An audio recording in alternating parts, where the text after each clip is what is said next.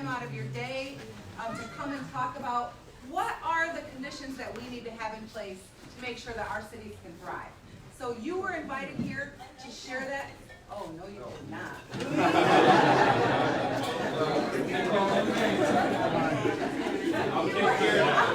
Oh my God! Who brought you? Who brought you? It's all good. It's all good. No worries. No worries. So we're very grateful that you're here. I wanted to share with you why you're here. You are here because you are moving the work forward. You are helping to make sure that the cities of Muskegon and Muskegon Heights can thrive. And so the administration really wants to hear from you about what's working and what's not working. So that's why you're here. I want to tell you what's going to happen in this meeting today, which is that we're going to share with you some of your feedback about what you think the priorities are and how we need to be doing things better. And we're going to share with you the administration's vision for moving thriving cities forward. And then we're going to spend some time listening. And the Lieutenant Governor and Governor have been traveling across the state. I think there's 18 stops planned total across the state in different cities to talk about what do we need to be doing better to make sure that we can move all Michiganders forward. So this is the second stop. Yes, West Side, second stop, okay? We really want to hear from you. So you're just going to hear from the Lieutenant Governor for a little bit, and then you're going to be able to talk and tell us what you think and what you want to see happening. Before we get started, I want to introduce the staff that helped make this possible. We have the Lieutenant Governor's Chief of Staff over there, the fabulous Shaquila Myers. We have Kyle Lopez over there, Special Advisor to the Lieutenant Governor. We have Dion, who, if you are a pastor in this room, raise your hand. Yes, I'm going to call you out just like that. You have had contact with Dion probably, and if you haven't yet, you will from now moving forward. He's our faith-based director across the whole state, serves the whole state. Who am I forgetting? Where's Gary? Gary in the back, also Special Advisor to the Lieutenant Governor. And we have Tashana, who everyone in this room probably already knows, also statewide. So after the Lieutenant Governor leaves here, all of us are, who else today? Oh, Bobby and Rachel, oh my goodness, oh I forgot that too. Bobby is our Deputy Press Secretary. Rachel works in the Lieutenant Governor's office doing so many things. I can't list them all. I'm glad you said that about Bobby because that's the other piece here. We're gonna talk and then we're actually recording what's happening in this meeting. And we're recording it both digitally and we're writing all of the things down, all the things, right? And we're gonna take this back to Lansing with us and it's going to inform the policy and change that we're driving. So you're not just talking here. This is actually action happening before your very eyes. It's gonna be informing the work as we move forward. So I'm all done talking. Did I forget anything? Dion or Shaquila? I think you made the point of we want to talk about the policies that can move us forward. I come from a policy background, and so policy is what moves the departments and what moves the money, really. And so we want to make sure it's a conversation that we know there are problems, and we acknowledge that, and we want to hear that from you. But we also want to hear about what can make it better. And I don't want to play any ideas, but you took a survey ahead of time that addresses 5 buckets. I won't steal the Lieutenant Governor's thunder. He'll talk more about it. But thank you all. I know it was a lot of work and you took a lot of time out of your schedule to join us, so we appreciate it. Awesome. Okay, so if nothing else from me, the Lieutenant Governor, Garland Gilchrist.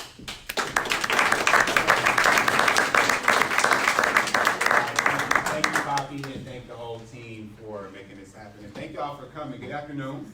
Good afternoon. It's really an honor to be here with you in Muskegon to talk about how we improve the quality of life of people who live in cities, including this city of Muskegon and Muskegon Heights. I really appreciate all of you being responsive to the request to come out for something that I'm very excited about. Not just because I live in the city, I live in Detroit, but because as we know, more and more people are choosing and they're making the choice to live in cities. And that's a trend that we've seen happen over the last generation and that will continue. So there are a lot of work that we need to do to ensure that our cities in Michigan can thrive so that people can thrive within them, so that people will continue to choose to live. And that means a lot of things. That's going to mean different things to different people, to different communities. So the reason that Governor Whitmer and I are going all across the state, making stops in 19 different cities, is because we know that city life is not the same in every city in Michigan. So So we need to be responsive when we're thinking about how are we going to help people thrive in cities. We need to be responsive to the unique needs and challenges in those cities. We can't be responsive to things that we haven't heard and the people who we're not listening to. So we are here, yes, to talk about sort of a little bit about our understanding of what some of the challenges are, to talk about the feedback that you gave on the surveys that Cox talked about, but more importantly, to hear from the people who are doing the work. Because bluntly, this process is about how can we listen to people who probably don't always get audience with the governor or the lieutenant governor of the state, but who are doing the work on the ground to improve quality of life. There are 5 buckets I just want to level set all of us and make sure we all understand what we're talking about. We've identified really 5 key areas that if we can move the ball forward in one or more of those areas, we can truly improve quality of life. And in no particular order, we'll talk about how y'all rank them in a minute, but in no particular order, those areas are generational economic opportunity, kids in cities, environmental quality and justice, transportation and mobility, and available and affordable housing. We believe that almost any issue you come up with touches one or more of those buckets. And so that's why we want to try to move the ball forward. And we invited you because you are doing work in this community in one or more of those areas. So everybody took a survey before when they RSVP, which I appreciate y'all participating in that. That's not a small thing. And so I don't know how surprising this is, but 76%, 3 out of every 4 people who responded to the survey said that the most important, or the second most important issue facing these communities of Muskegon and Muskegon Heights was generational economic opportunity. And so what people said, the idea that each generation would be more fortunate than the past one no longer applies. People saying that economic developments have excluded people of color. People saying that intergenerational poverty is a stubborn issue. It's just a little bit of a kind of a sample of the responses from people who said that it was either the number 1 or the number 2 most important issue. This was a pretty overwhelming consensus from my perspective. So I want us to really we're going to talk a little bit about all 5 areas. Then we're going to have a conversation that's pretty specific to generational economic opportunity. But then I want to hold space as well for people who may not have chosen this as their number 1 issue, so that you can speak to housing, so you can speak to environmental quality and justice. But I'd like you to do so in a way that connects that issue to generational economic opportunity. That's how we're going to get through this conversation. So this is just a few of the headlines that talk about some positive things that are happening in Muskegon and Muskegon Heights. Stuff like, there's weekend meal program that's serving Muskegon County kids, that free fast track program that launched healthcare careers in Muskegon County, jobs and job creation, economic opportunity, training, a new court initiative preventing homelessness and keeping tenants in their homes, talking about how we can make sure that housing remains affordable and available. There's a lot of good things that are happening in the community, and we want to support and encourage that stuff to still happen. I want to tell a story. Now, this is from a young woman named Jacquees Purifoy, who lives in Detroit. She has a story that I think really captures both the challenges and the opportunities of quality life in cities. So Jacquees is from the city of Detroit. Like I said, that's a baby picture. She was very cute as a baby. I like that. I got a 10-week-old baby at home, so that resonates.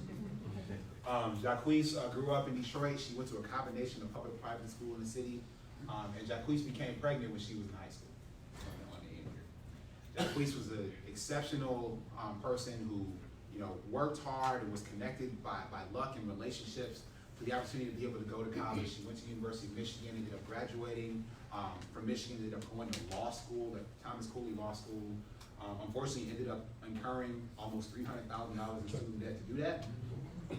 She graduated. Her daughter is now a senior at Michigan State University, who also has crippling student loan debt. Jacquees has been an active member of the community. It was her with President Obama. That was pretty cool. Now she's a leader of something called Detroit Suit in the city of Detroit, which is sort of collective economic action where people come together, they put up $5, they have dinner together, and then they support a community project with the money that they pay. Really amazing for people to come together for collective action in the community. Her story is one that says that yes, there are ways for people to get through. There are people who overcome challenges every day, and I bet most of you in this room are people who have overcome challenges. But wouldn't it be better if we didn't have those challenges to overcome? Wouldn't it be better if we had systems in place so that people could have the support that they need? Wouldn't it be better if people could go to college without going into debt? What if we had opportunities that didn't just make it so difficult to thrive and live the life you want to live. Jacquees' story is one I think just sort of captures those challenges and those opportunities. And so some of the challenges, they cut across the issues. Things about transit and transportation, cutting bus services and bus routes and layouts in the bus system. That matters to me. So before I became lieutenant governor, I was an exclusive bus rider for 3 years in Detroit with my family. Making sure that there's this water main break blamed on aging infrastructure due to the age of the water main in Muskegon. Examples of things that have been failing our community, failing our families. Muskegon having homes that have PFAS, which is a dangerous forever chemical that we're still trying to figure out how to wrap our arms around, how to address and how to remediate. So there are opportunities and there are challenges in our cities. So again, talking about these 5 buckets. What this represents here is how people responded to the survey, sort of making something their number 1 issue of the 5. We'll talk about generational economic opportunity being number 1. But then kids in cities. People felt like stuff related to kids in cities. And that doesn't just mean education, to be clear. That means all the things that impact a child's life. See, I got, like I said, a 10-week-old baby, she's not in school yet. But there are things that we can do from a policy and a program perspective that can impact her quality of life. But then we had next up with affordable and available housing at 17%, environmental quality and justice and mobility and transit. They brought up the rear, but they're still important. So looking at affordable housing. When we say affordable, we're going by the standard that basically says that you're not spending more than 30% of your income on your housing. These are some numbers for how much it costs to own or to rent on average in Muskegon. And that means that this housing market does not meet that standard. It means there is not enough affordable housing for your average person in Muskegon. There's a lot of work to do. Talking about generational economic opportunity. The average income in Muskegon, the city of Muskegon, is half of the state average, $29,038, half of the state average in terms of income. The unemployment rate is almost 15%, and right now, 21% of adults in Muskegon have some sort of post-secondary degree or training or certification after graduating from high school. That means that we have some work that we can do. Yes? How can the unemployment rate be 14.7%? That seems way high. Is that way high? Yeah, I said it's lower. Not the greater, not the county, the city. It doesn't include 16-year-old and under and 65 and older. Does not. Yes, that's the way to make it even across all level playing fields. Because those are the folks that are in the market, if that makes sense. We're looking at environmental quality and justice. The lake, the boundaries that are just in a terrifying way spewing things into the lake. The communities that are closest to that pollution, how that impacts air quality and water quality. These are things that are serious challenges that we need to deal with. We're not looking at kids in cities, when we're looking at things like graduation rate in Muskegon, when it comes to the city, the percentage of children who are living and fighting with persistent poverty every day, and kids who are qualifying for free or reduced lunch, significant fraction of people. So all this is showing is that we have work to do in all 5 areas. For this conversation, I don't want to leave out transit mobility. Make sure that we can connect people to opportunity, whatever that means. You need to have a car to get to opportunity. Does the bus system support everyone equitably? In addition to just the infrastructure that we actually have, roads and bridges, does it actually work? Y'all know that we have a little thing called a budget. And we're talking about infrastructure a lot. So yes, this slide is just to show, it's not a full budget presentation, but just to show that we have tried to address a number of these areas in our budget proposal that we are currently in negotiation with right now. We put on the table a once-in-a-generation investment in our education system, $507 million. It supports career and technical education programs. It brings equity to our weighted foundation allowance for per pupil spending in schools that has more money for children with special needs, children who are at high risk, and triples the number of literacy coaches that are available to students through the state funded program. In transit, we put forth more than $60 million for innovation and transportation, specifically related to programs that service people who are elderly or people who have disabilities. For water and environmental justice, we put $120 million forward to lead to supporting service line replacements, with research on PFAS remediation, and also $60 million for hydration stations in schools. That's important because we found that the place where children have been most likely to be exposed to lead and heavy contaminants in the water is in the old school buildings that they attend. So there's $60 million to put hydration stations in every old school building in the state. For closing the skills gap, institutions like Muskegon Community College, where people can come and they can get training and everything. I went through the welding facility when I was here in February. I went to the Foundry earlier today. People can get training for skills and jobs today and tomorrow. We proposed something called the Michigan Reconnect Program, which connects every adult to the possibility of having a tuition-free pathway to training or certification or a community college degree. We have the Michigan Opportunity Initiative that enables every student who earns a B average in high school to have a tuition-free pathway to community college or a debt-free pathway to the first 2 years or a 4-year college degree. We're trying to close the skills gap, the education gap in Michigan. And finally, yes, $2.5 billion every year to fix our roads. So that's what we're trying to do. We're trying to support the budget process that will enable us to be responsive to some of these areas. But we do not have all answers. We don't even have a fraction of answers. That's why I'm here, to talk to you about what you're doing and what you're working on. So this email address will be up for the whole conversation. This is something that we're doing for public comment alongside this meeting process. If you have ideas, things you want to submit in writing, or other pieces, I want to make sure that you are doing this, you can share this far and wide, to have people chime in. But I'd like to start the conversation with this question.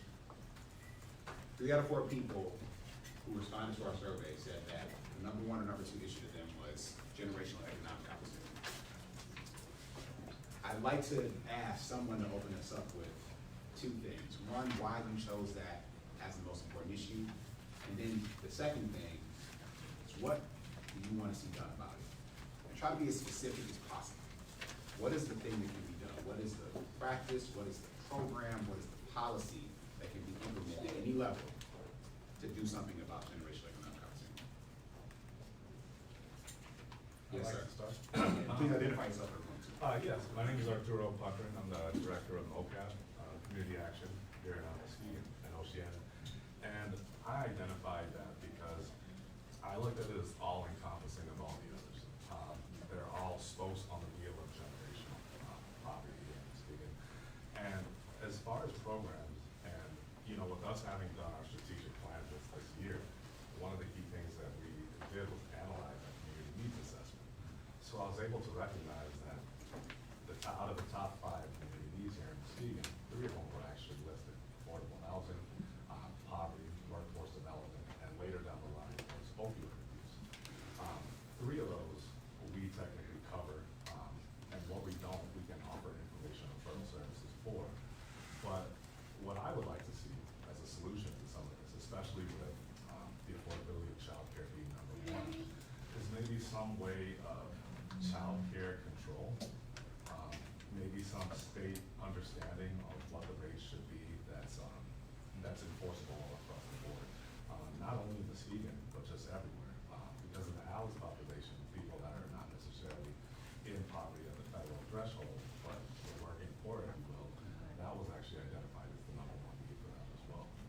Number 2 would just be that same aspect of control for utility rates. Here in Muskegon, we only have 1 utility company, so they're freely able to manipulate a lot of the rates. When you call for any type of questions or inquiries as to bills, or in our case, shutoffs, because our agency, we spent about $130,000 in shutoff protection assistance this fiscal year. It is about 4 different options to get on payment plans, and ways to chop up your bill, or ways to spread it across. When I call an agency and I hear, the first thing I hear are options to make their rates cheaper, it's kind of a wolf in the hen house, because they're addressing and understanding that their rates are the biggest issue of what we threat. So possibly some form of program for control on those 2 key things. I appreciate that. Thank you. Yes, ma'am, please. Simone Kasem, owner of Candace Capital, an insurance company.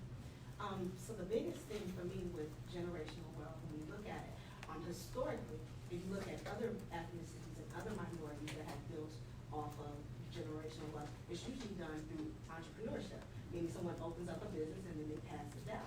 That's also a great place for us to stay when we look at gentrification over redevelopment. So it kind of kills two birds with one stone.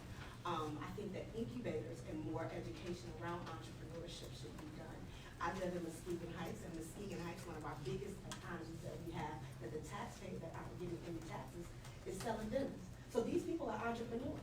They're actually, we have a lack of restaurants that are in our area. There are very, very few healthy eating environments in our area. So if we can be able to have micro lending solutions for individuals between maybe a $500 to a couple of $1,000, where then that way we can actually be able to report to their Dun and Bradstreet so that they can build economic credit and become entrepreneurs. In addition to that, also creating incubators for those restaurants so that individuals will be able to sell in a safe environment, and then that adds to the tax availability. We have to understand that great policy makes great economics. Appreciate that. And I agree with her too as well, because that's something that Muskegon Community College, Dr. Pamela Smith, Muskegon Community College adjunct professor, community activist. But I agree, because that is an issue that we're addressing at Muskegon Community College is entrepreneurship. It's so important, and we're starting at a young age. We are introducing that in our high schools and have been for about 3 years. It's very important that our young people understand that not only is it important, but Muskegon and Muskegon Heights has a rich history of economic development, just in Muskegon Heights alone. If people knew the history of our economic system and entrepreneurship, and we need to get back to those levels. And so I absolutely think how important that is. So those kind of programs. Also, Incubators. Incubators. Yes. That's the back. Dakota Girl at the Boys and Girls Club. One thing that we've recognized is definitely soft skills. Before that economic opportunity, there are some soft skills. Whether there's mentorship in the school day or the out-of-school time, that definitely helps. We hired 70 teenagers as part of kind of the workforce development program, to which about 20 of those 70 individuals that we hired throughout the summertime were really ready to go into kind of that workforce program. So a long way to go there, but really it was all the soft skills. To show up on time, shake your hand, sign your time sheet, just those basic things. So within policy, whether that's in the school day or out of school time, whatever we can do to support those type of soft skills before that economic opportunity can take place. Maybe there's some areas there. It's not just in the book, but some of those things that you sure. Hi, I'm Johnson Hines. My mom says hi, by the way. We crossed the high back. We'll get a picture before we leave. Okay. I'm a part of a Muskegon, a young black professionals group in the area. And I think I was a part of a generation that we were heavily encouraged to go to college. And so we incurred thousands and thousands of dollars in debt. And we moved back. A lot of us are still living with family members or friends because we can't necessarily afford to be out on our own, to afford housing and things like that. So I think, and then you have a lot of people who don't necessarily have access to jobs because now we were forced to get this college degree, and now sometimes it's useless in some of the fields that they're looking for, especially in this area where your focus is manufacturing. So I think a benefit to that would be more reverse scholarship opportunities, because a lot of us just have incurred thousands of dollars in debt, and so we can't technically have the American dream of having our own housing. And you also have a population that's single, so we don't have the husbands or the wives where you just have the husband of the generation that can work at 4 and you could be a stay-at-home mom. That's generation. That's so right. So opportunities for reverse scholarships, so it pays off some of our debt so we can have access to some of that housing. And it also helps for us, you have a lot of people in the area that Muskegon is a brain drain, so you have people moving out of the area because they think it's not affordable access to jobs. So if you had opportunities for people to get reverse scholarships, not only would they be able to access housing and some of that American dream, but they also can give back and be in their communities that they grew up in. I appreciate that. Reverse, I want to make sure you send us some write-up on what you like specifically about reverse scholarship. That's really interesting. Okay. Other than this side. Yeah. Have have a crazy idea. I'm Virginia with Community Compass. I have a crazy idea I was thinking about, because I'm always talking about we need a living wage. The big thing in the room is employers need to pay more money. The rich are getting richer and the poor are, the middle class is getting poorer. And so I was thinking, what if government required or had incentives for employers that paid living wages? So sort of like corporate welfare, which I hate, but if it impacted their ability to pay a living wage, and then especially for the small businesses, because like the entrepreneurs and the small businesses, a living wage would impact them. So maybe it's just a subsidy to small businesses to be able to meet a living wage that is required. And then on the flip side, penalties for corporations who don't pay living wages. So they're gonna pay it in taxes, so the government has to, so if you're paying the taxes to the government because you're being penalized for not paying a living wage, then those funds can then be funneled to communities to help people in poverty. Mr. Governor. Lieutenant Governor, this is Bishop Wells. The greatest challenge this community has, we lack an economic engine. There is no real economic engine. Now, maybe the governor's office or the state can help to create an environment, because Muskegon will never have what it used to have, which was industry, which is the engine that drives a community where you make things. So since we can't do that, you have allowed, for some reason, not you, for some reason, you have allowed the casinos and things that are around us, but they will not allow a major economic engine to come into Muskegon. Muskegon sits on Lake Michigan, which is one of the greatest attributes that we have. So that means maybe we should be looking at something that's going to draw people to Muskegon. Everything you're saying is nice, but the foundation is what Solomon said. The answer to all things under the heavens is money. And we don't have that economic engine to generate that money that will spin off and feed all of the other things that I hear you all talking about. We need that kind of environment created for this community. You have it in Battle Creek, you have it surrounds Kalamazoo, even though they complain about Benton Harbor, you're going in there, but they got Whirlpool. Our largest employer is the health industry. The health industry should never be the major employer in the community. So what then, you said that we could possibly, help to create the conditions for that engine to exist. So what levers do you think that at any level of government? That's gotta come from the top. Maybe the top, well, let me just give you a little background on what happened south of us. The Whirlpool Corporation brought all of the major industries in Berrien County together, and they threatened them. The reason I can tell you that, because I was sitting on their board when they did it. They threatened them and told them, if you don't allow diversity in this community, we're leaving. With that, Whirlpool formed and changed, worked an environment with the major industries that's around there that are drawing people. And if you go downtown Benton Harbor, you see growth, you see buildings, you see major things. The senior PGA comes all the way in there.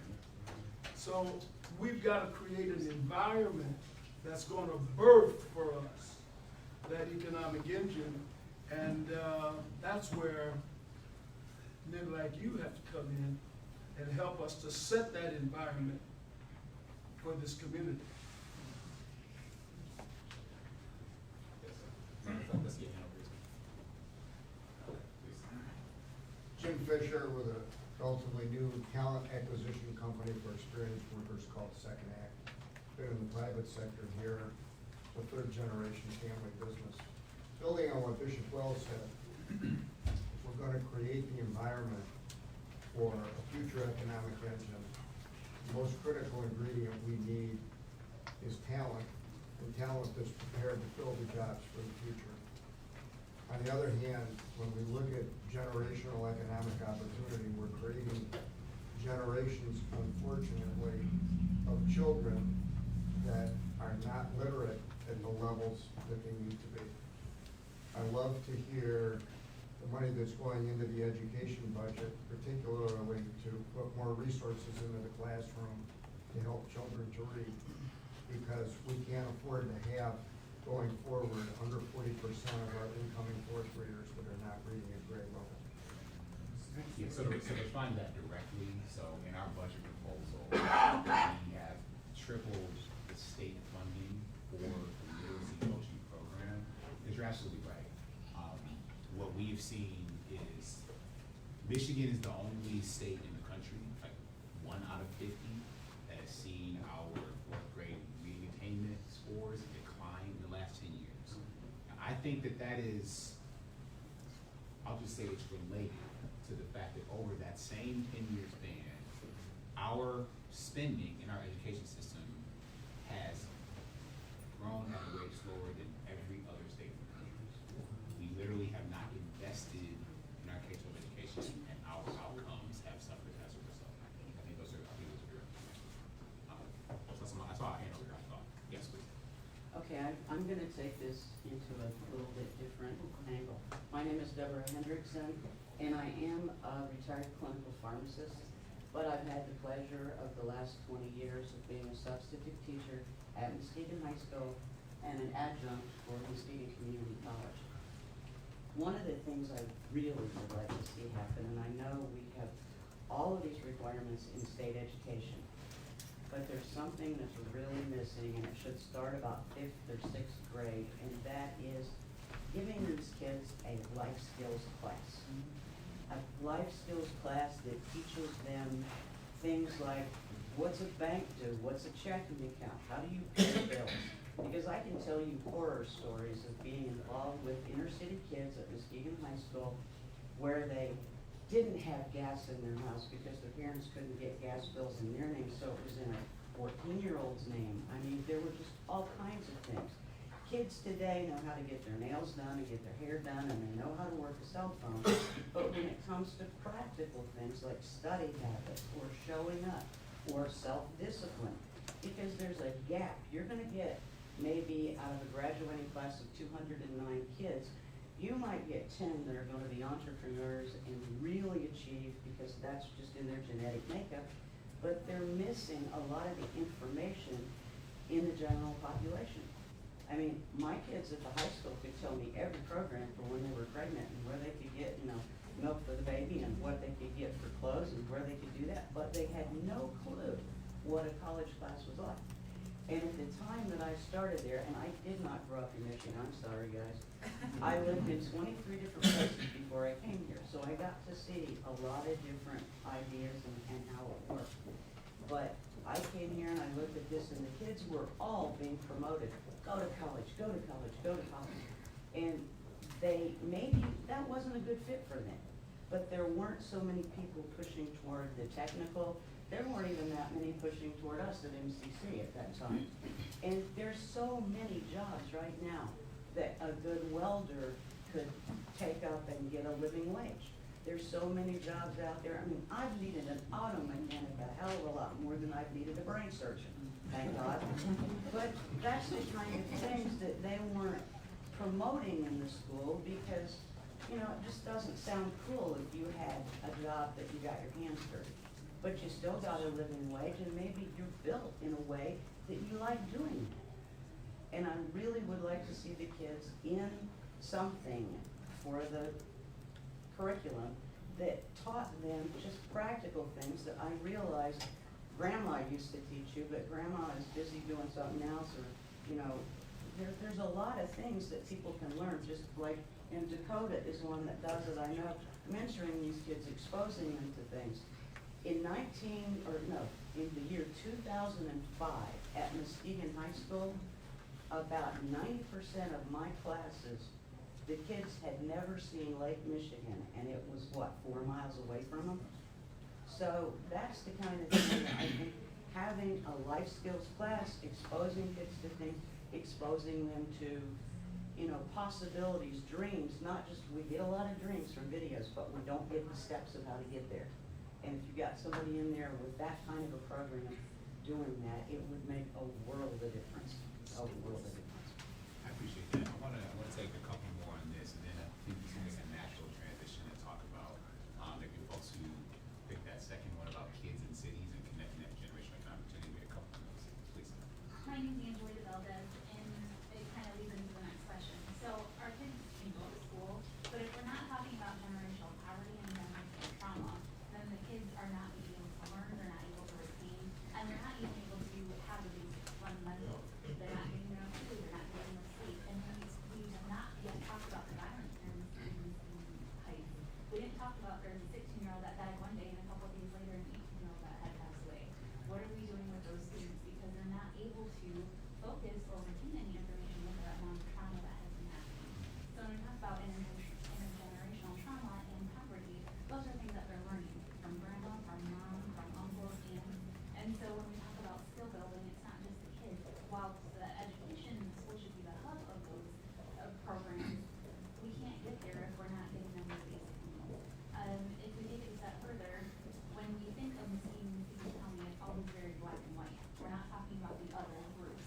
So the other groups have to fight. If you look in, this is a representative, there are 2 of us that are in this room representative. We are in the Hello. 30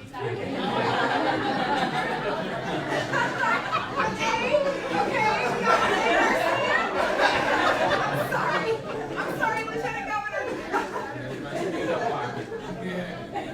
If I don't speak English, or if I speak English but my parents speak Spanish, the county doesn't have their forms translated into Spanish, the city doesn't have their forms translated into Spanish. Yeah, I'm still supposed to abide by all of these laws, I'm supposed to follow everything, but we don't have that in lineage. The schools, if we talk about the colleges, the college information is not translated into Spanish. If I'm a Latino student that's graduating and want to go to college, if my parents are involved in that process, if there's not language or information in Spanish, I'm not going to college. And I'm gonna stay right here, and then again, we have that intergenerational poverty. So the main mission is education, but then also giving those resources, because it's about self and not outward. We want to throw money into all these programs and agencies to cover overhead expenses. What about getting that money to those students and what they can do with it? I'm sorry, I wanna interrupt you. I wanna call on someone, because they have something to contribute that we haven't really addressed very deeply, which is affordable housing. And it's Ruby Briggs. And, so if there's something that you would like to add to this conversation, I wanna invite you to do that now. And you have about 3 minutes. I don't talk very much. Okay. My wife says different. I'm a builder, licensed builder since 1995. And I've been involved in construction all over the city of Muskegon, Grand Rapids. One of the issues that when I'm just sitting here listening to everything I think about is inclusiveness, you know, and that's a big issue in Muskegon. We have to fight for it, and I don't have a problem fighting for it, but you know, that's something that's not considered. I think that we should have something that would be brought down from the state that would allow inclusion to take place on bidding processes and when you're bidding on jobs on different projects. Working with the city, I found working with the city a young man, and I should have invited him. I should have sent his name in. His name is he's the economic development coordinator here in Muskegon, Jake Ekholm. And I should have invited him because he's started in Muskegon Heights, And now he's here in Muskegon as the new economic development, created that position for him here. And he's working with us and inclusive, involving us in building projects. And I think we should be more, it should be, that should have been something that's been going on forever, but it has not been. That's my observation, and it has not been, but I think that's something that we need to take a look at, a closer look at, is being inclusive and having that inclusiveness be something that's the state has set in place for minority contractors to be able to participate in that process. And another thing I'm thinking about is we're talking about how we can get kids in, and I'll talk forever, y'all stop me. Okay, I will. 30 seconds.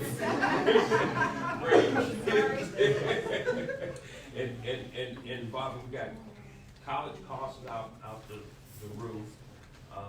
We have people, young ladies talking about not being able to afford to have a home and, be able to afford to have all of the things that a person should be able to have because they've got to pay $600,000, $300,000 college debt, and that's an issue. So, and in school, we talk about the kids in school not having the education that they need to have, and talking about being able to write checks. We ain't talking about being able to build wealth. Those kind of things being taught to our kids in schools, so that they could have something. Our industries have taken off, so now we got to deal with how do we continue to flourish when the thing that we were doing, we were working for someone instead of building entrepreneurs.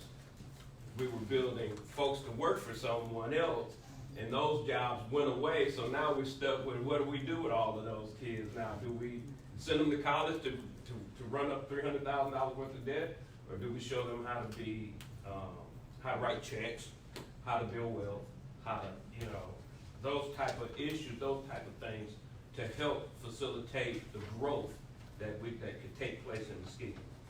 Thank you. I'm done. I just want to jump in real quick. Kimberly Sims, Mayor with the City of Muskegon Heights, because I think these things are kind of all intertangled, where there are some things that the community needs to solve, as far as types of things and offerings that our students have.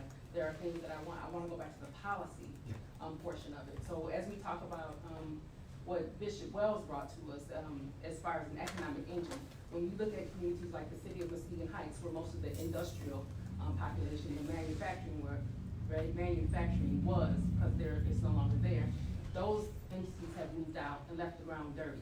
So in order for an investor to come into our community to look, you've got astronomical costs as far as contamination and cleanup that has to be considered. So therefore, it doesn't make Muskegon Heights look desirable for potential development, which thus leaves us out. But then it connects back to our school system, because in the policy where the property taxes are being looked at, and how those per pupil student dollars come out, and if our property value is low, then our students aren't getting the most money. But then we also have the inflated piece on top of that, because the state emergency manager made our school district a public charter academy. So now we get less per pupil student dollars. So when you talk about extra programming and those types of things that go into our community, our kids aren't going to get that because there's not enough money there to make that happen. So then when you look at the policy of there's no development costs or incentive that's there, there's no education money for our students, we're going to continue to cycle out the generational poverty aspect of it all. Then Ms. Kason talked about the piece as far as entrepreneurs. I want to take that one step further and say skilled trades, because the population, I believe, in my community specifically, it's the answer to your skilled trades gap. So the market is changing, and so people are aging out. But the answer to the problem sits in Muskegon Heights that's uneducated. But yet there's a program called Linked Muskegon, I believe. Yes. Right? And so they can get 18 weeks of training. However, if you can't have a high school diploma. Well, that's in legislation right now. Okay. So that's actually a program that I represent, and I've been advocating that if you are underemployed, that you should be eligible for that. And that's the way that it had been. And then there was a been really, really disappointing for us to not know right now because we're currently enrolling. Because I feel that everyone should be able to have access to that program. So that was pretty much it. Was that, Well, respect that I meant. I appreciate bringing in, that's a question of environmental quality and justice, racial economic opportunity, and kid and cities. You build 3 bars here. I tried to get my Yes, please. Hi, Deborah Warren, City Commissioner for City of Muskegon, and I just really briefly want to bring up how important, from a policy standpoint, expungement of records is when we talk about all this. When we talk about people moving forward and making a lot of money and having a lot of opportunity, when other people are still stuck with a record, a nonviolent marijuana record. And so that, I think, is a huge impact that policy at the state level needs to take care of. And I think as we're waiting for that, locally, we're trying to figure out how to navigate what to do with that until the state acts. Okay, let me speak to that quickly and directly. So, I am our administration's point on criminal justice reforms. And this question of expungement, both specifically on marijuana charges, specifically marijuana charges that are now legal to the Prohibition 1. So our administration is fully on board with a very muscular implementation of Proposal 1. It's actually the thing we made news about the day after the election. And we're certainly working toward that with the Attorney General. And there are bill packages beginning to move in the legislature. I know Representative Sabo is here, both in the House with Representative Grant and the Senate with Representative Irwin on marijuana expungement specifically. Then on the broader expungement process, making it more accessible, reducing or eliminating costs, and ensuring that you can no longer, not changing the limits on what you can expunge. These are all bill packages that are in front of the legislature right now that our administration is actively working to support. And we're trying to take advantage of this moment. We have this bipartisan consensus around criminal justice reform. So I'm probably trying to lead that work. So, but that's something that we care very deeply about. Want to forward toward that. Go ahead, right here. Yeah. Renee Garcia, the superintendent of Muskegon Heights. So a lot of this just really hits home, right? It's the work that we're trying to do, but there's a couple things that I think we want to up. One, we're short on teachers, certified teachers. So we've started a residency program this year that's an experimental, trying to get more certified teachers in our setting. We have people with college degrees, but they can't get a teaching certificate. So we've just set up this program, but in order to continue it, we're gonna need some help with the policy and the funding mechanism. You said that you mean like a residency incentive. Yeah, a teacher residency program. We're working with Grand Valley State University. Also, there could be teachers in residence at the district. Correct. I got it. Yes. I got it. Yeah. And by doing that, they have a 5-year commitment to stay in our district. We have turned over 50% of our staff over the last 5, 6, 7, possibly more years. 50%. We can't give our kids the type of things that we're talking about when we're turning over staff like that. So this is the first opportunity. We typically lose 14 teachers in the months of July and August. This year, we've lost 2. And then we added this residency program. So I'm optimistic that we're building that stability. The next move for us is an interconnected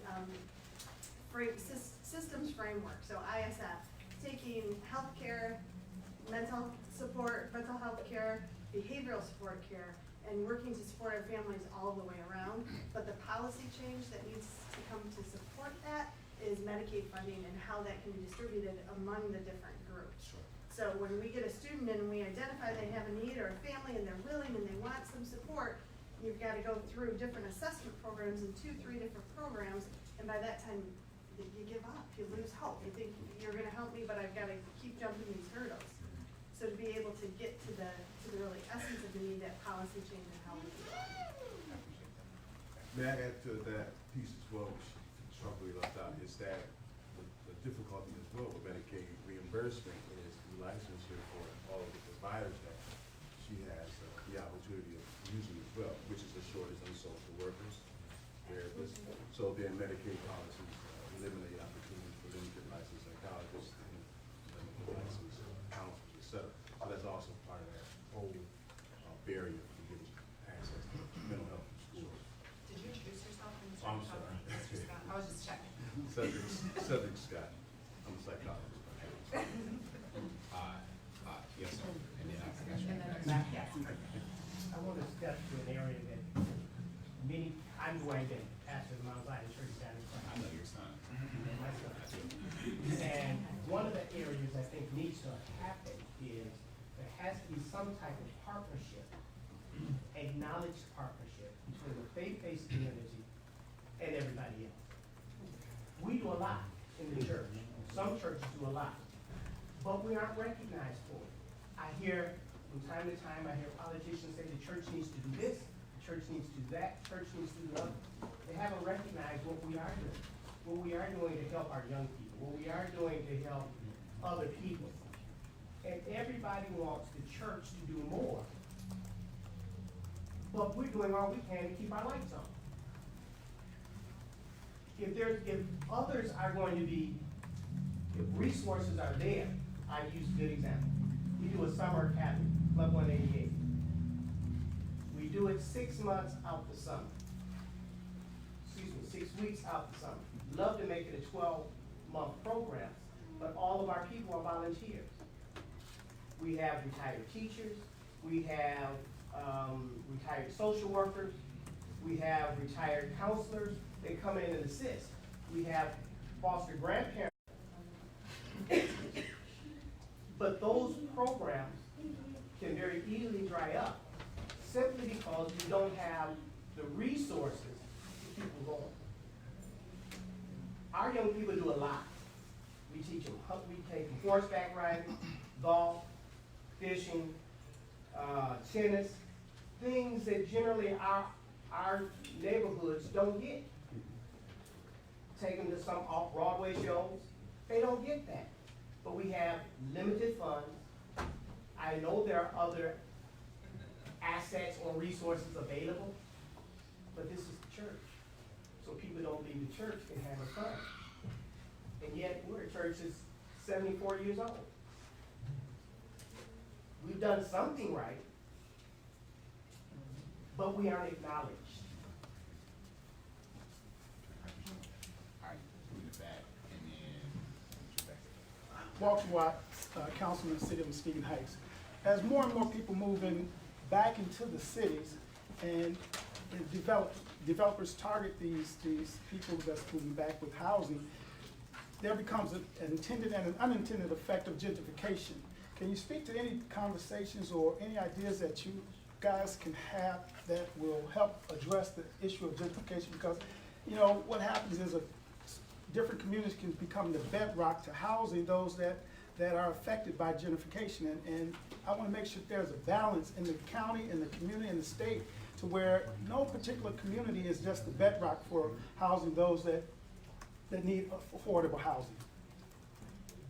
So, I mean, I think that there's a number of things. Probably with this conversation, Maria's talked a little bit about access to perhaps having the bidding process be lower barriers to it will lead to a more broad set of people participating in that market and therefore more supply on it that will be more accessible, more affordable, more available. So that's what we're trying to do even at the state level in terms of opening up the contracting process to be more accessible to businesses that are based in opportunity zone, businesses that are run by women, minorities, veterans, people with disabilities, et cetera. So we want to get on the supply side.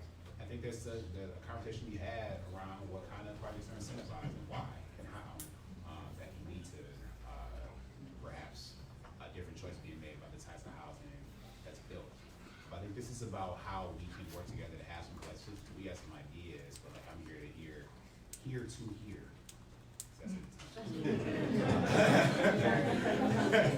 Here to hear what some of your ideas are. I mean, we certainly want this community and every community to be a place where everyone feels like they belong. So they need to start from a place where we are people focused and understand that you belong. You have a right to be in the place that you want to be, and no one should be able to declare that you are no longer part of the community.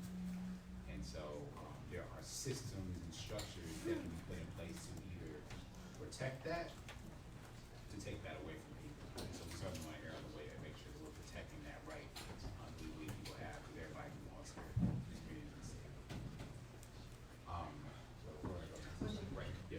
Hi, I'm Shauna Hunter, the Director of Pathfinders after school program. And I want to agree with the young lady here, as we talk about opportunities and policies, none of these policies, like Bishop Wells said about the opportunities and the engine, none of them will work until we address the true issues of Muskegon. Muskegon is segregated.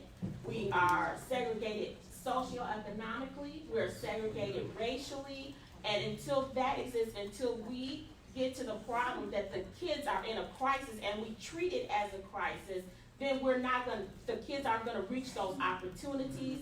They're not gonna take advantage of anything that you give them. They are in a crisis, and all the money, and this is where I get to policy, all of the money may go to a particular after-school program, like Boys and Girls Club. My program is in Muskegon Heights and does not generate that type of money, but we're doing the things to address trauma, to address stress. All kids said, I did with West Michigan, not West Michigan, Health West, thank you. I did a class this summer to Health West. How many kids, I asked about 50 kids, how many kids have had stress or trauma? They all raised their hand. How many kids have had someone close to them be shot or died? They all raised their hands. The young gentleman that just got shot, that just had his funeral, Pathfinders did the program for him, and he was at Pathfinders this summer. Not only that, these things we have, we're feeding kids on the weekend now. That's one of the TV Wood 8 said that was one of the good things that Pathfinders is doing that, but yet the wealth, the social justice is not there. Although Boys and Girls Club may get the money, where's my money? I'm looking for my money for my kids. We can all exist in the city together, but until we determine that we are living separately and we are dividing within one another, even the housing won't be fair. If there's an engine for income, that won't be fair, because as an African American, I'm gonna have to do 3 times as much just to get the job. So we need to address those issues in Michigan, especially in Muskegon, because it's one of the worst cities in the state. What do you want to see? I would like to see a social justice of economics, of equity. I would like to see a spread of money throughout, making sure that the programs that are existing, that are for everyone, is fairly determined. The amount is fairly determined, the spread of wealth, and that, maybe I don't get as much as another, like a national brand, like Boys and Girls Club, and I'm picking on you, Detroit, I'm sorry. But maybe we don't get as much because maybe we don't serve as much. The racial is there to provide what we need to provide for. So the equity and the social justice. You don't get as much as because you're black. So now, that's what she's talking about. That's the key. There's a process for accessing those dollars. And it's fair to say that there are barriers for people of color. Yes. Nobody's gonna dispute that. But the challenge that I see that we could go down the road on this is that we're not going to attack an after-school program that is serving the kids that we all want to do better by. That's what we're not gonna do. I'm just saying we're not gonna do that. So I'm sorry, Lieutenant Governor, I just wanted to step in on that, but. I got you. So, real quick, I mean, have right here. Okay. 1, 2. Hi, my name is Anna Olsen, and I'm a board member of Latinos for the Future. I am a small business owner. I have a restaurant, and I employ people from 65 years old to 14 years old. And they come from the city of Muskegon, Muskegon Heights. They have people that are in high school, I have people that are in college. And there is a huge diversity of, not everybody wants to go to college. They don't have that wanting because they want to get it straight. They want to just get a job because they need the money. The family doesn't have enough. And there is a lot of people in this room, and I think I can agree that we all want to do good for the community, right? But what she was pointing out that, she's not getting the funding, and I think the issue that we are having with an organization is that I have a family and a full-time job, and I'm trying to help my community. She's doing the same. And it's a lot of resources out there. Poppy was saying, there is a lot of grants that we can apply, there is a lot of opportunities that we can get, but we cannot get it because we don't know how to write grants.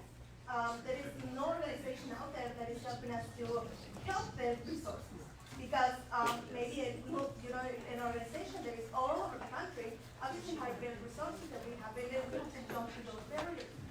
And Washington is great, maybe what we want to do with the Christian community is great, but Boys and Girls Scouts are doing, it's just great.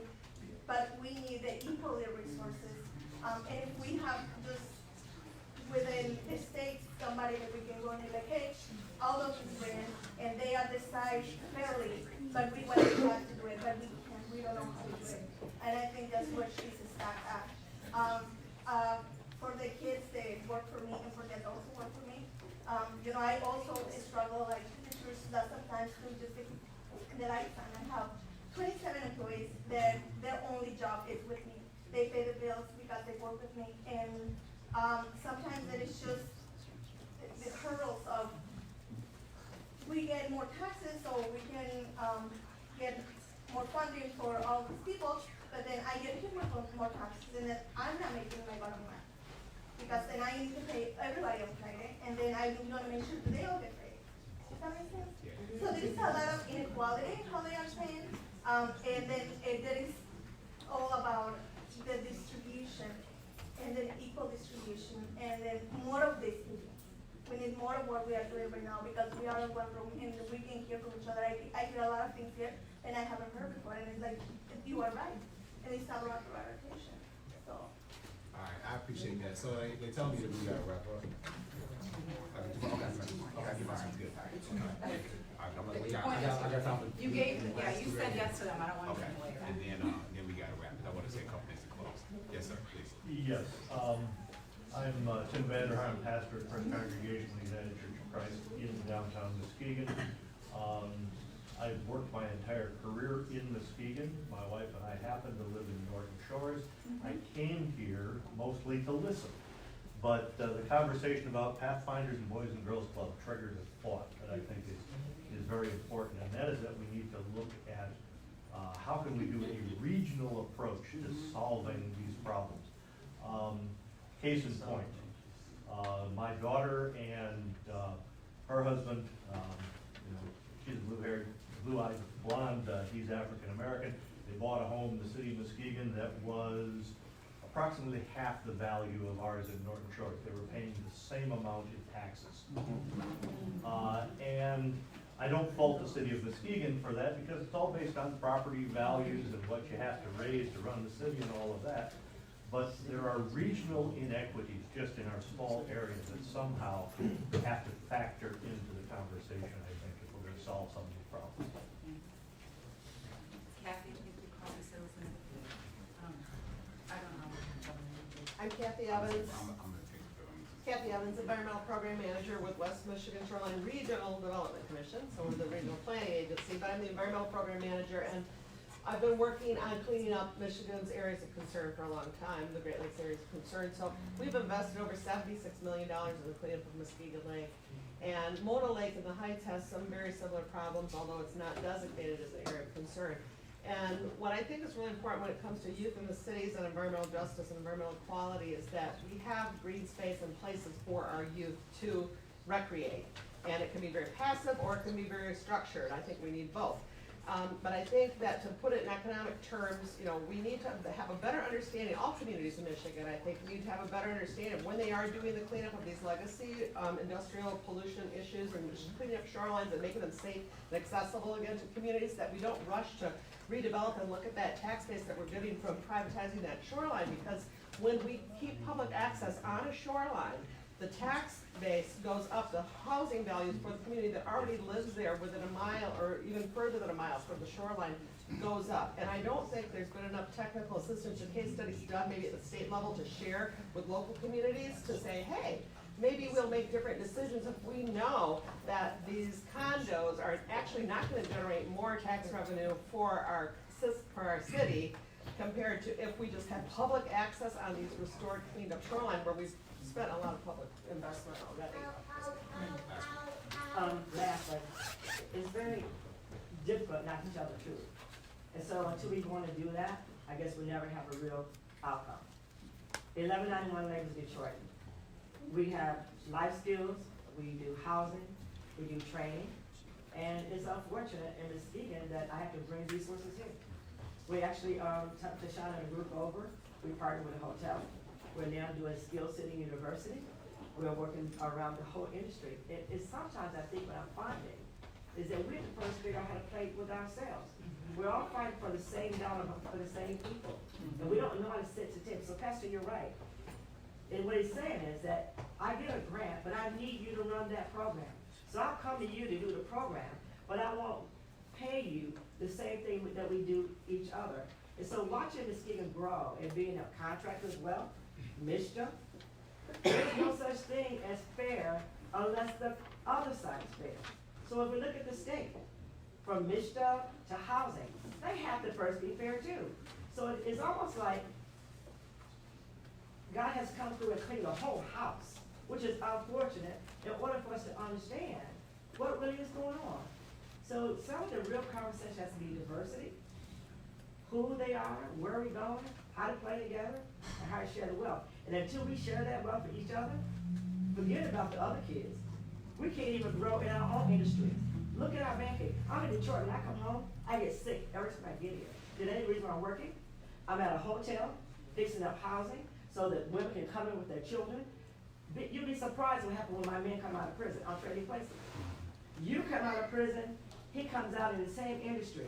You can't get a job and he can get a job. I had the biggest fight just last week. Safer, sober housing. Where can he live? He's a black man. They couldn't find anywhere for him to go.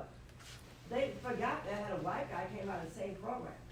You gotta wait 6 months before you get to go to school for training. He got trained the same day.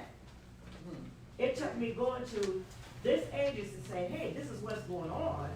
And because they don't know how to navigate for themselves, they get lost in the cracks. So it's a whole lot of things have to happen before you can have a thriving city. We have to first deal with the reality of what goes on here, then work together. Because if you don't do that, the kids not gonna go anywhere, the parents not, and the men and women that come in incarceration really won't go anywhere, because we cannot get past. So this medical marijuana industry, it's a whole industry out there. It took one company to come in and partner with one woman just so we can have a place in the industry, in the whole state. That's ludicrous. With all this money going on, it took one Bella Soul to come into Muskegon to partner, and we got the whole city that's being revitalized. It's gotta change. Okay. All right, so I want to thank everybody for coming. First of all, I think that I certainly, in this process, benefited from your participation. I also want to thank all of you for really working hard to be specific in terms of, what are the things that can be done at some level that can move the needle and move the ball forward on these things. I appreciate that. That's going to really enrich the process that we're going to take as far as our team and next steps in compiling what we hear in all of these stops into a collective agenda. I need you all to stay engaged with that process. There will be something emailed to you. That will be an opportunity to get feedback. Please use this email address in terms of for you to also give us additional ideas, support for what you talked about, be able to elaborate on what you shared with us today. We really need all of your input. This is a truly collective agenda setting process, unlike anything we've attempted in the state. And I believe, and I want to prove that by having this collective and participatory process, we can come out with something better than just somebody sitting in a room by themselves making policy. So thank you all for being part of it, and thank you for helping improve your community and make this city grow. So this won't be the only one. Because there were a couple things that needed to be addressed also, without just what you were talking about. Other I'm issues? just asking, will we have another session round table? So what I would like to offer to this group also is that I live in this community, and it is my job to serve this community. And so if there is something that comes up that is a policy thing, something that I can be helpful with, I want you to call me. My cell phone number, everybody in this room can have it. Text me, Phyllis, not at 9 o'clock at night, just kidding. Anytime. And it's my job to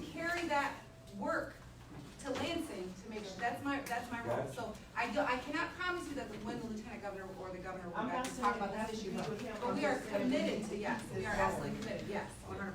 Brianna We has didn't it. talk about mental health. Okay, we did, I'm just saying,